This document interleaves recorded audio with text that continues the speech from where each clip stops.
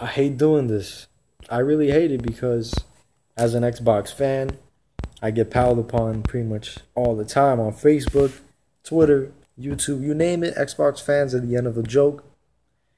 And I really just don't want to add to it, but the way you have been acting, the way we've been acting, and the stupid complaints we've been having, and the outrage that's been going on, for pretty much like every other week, there's a new outrage with the Xbox fans. They're just freaking out, and I think part of it is because of the backlash they've been getting and the hate they've been getting.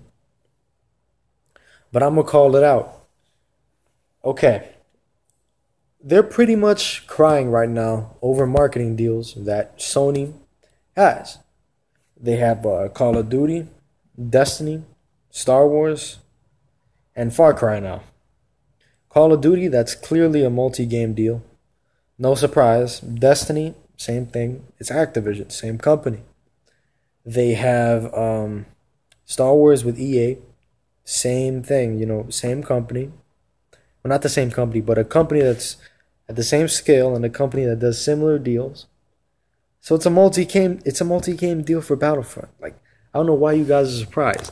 And Far Cry, which was 4, actually did have a marketing deal with PlayStation. I do not remember what Primal had, but if I remember correctly, 4 had it with PlayStation. So it's probably another multi-game deal as well.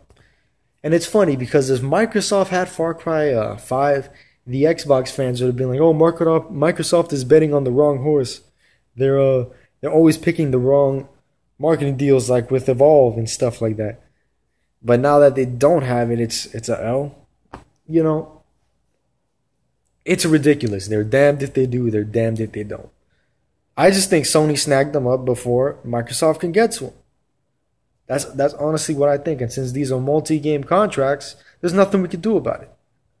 So Microsoft is placing the chips on stuff like Assassin's Creed and Splinter Cell and Battlefield. People forget that Microsoft always has Battlefield. So, this whole marketing deal thing, I don't really care. I didn't care in the 360. It didn't benefit me. I never bought DLC for any game. I still don't buy DLC.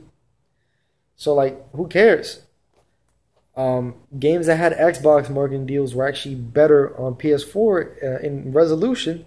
So I don't see why that won't happen with the Scorpio, if that's what your complaint is. Destiny is obviously another thing. And these guys have been bringing up great points. Bungie has never made a 60-frame game. So it's probably on Bungie. Now the next thing, Paragon. Okay, Paragon. It's coming to PS4 and PC. Whenever a third party says coming instead of only on PlayStation or exclusive to PlayStation, that's when you know it's going to other platforms. We've learned this time and time again. Warframe, same exact thing. Elite Dangerous with Xbox, same exact thing. Neverwinter, same exact thing. It happens with both companies. Both companies get time deals with these PC games. So, again, it's another thing. And it's funny because we just got done bitching about service-based games. We got done bitching about we want more single-player games. Now we're bitching that we don't have this service-based game. So last week, it's Microsoft doesn't have enough single-player games. And now it's this week where you're begging, oh, we don't have this multiplayer game. Or we're not getting this multiplayer game right away. Pick a freaking side. Pick a side. Because you guys are confusing me right now. Also, where's this lack of single player you guys are seeing?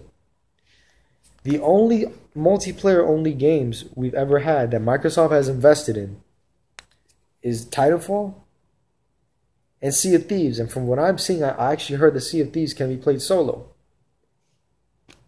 So they've only invested in technically 2 strictly service-based games, 2 strictly multiplayer games. So I don't see where this bitching's from. State of Decay. The first one was single player straight out. This one's single player with co-op. Crackdown, same thing. Forza.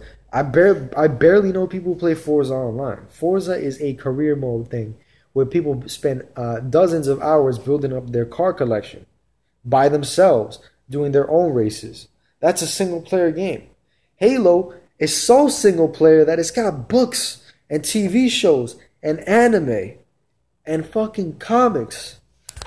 It's a saga. So that's a single player as it gets. It just so happens to have a great multiplayer. Same thing with Gears of War. It's funny. Xbox guys call Halo and Gears service-based games, but Uncharted 4 and Last of Us aren't, yet they have the same microtransaction formula.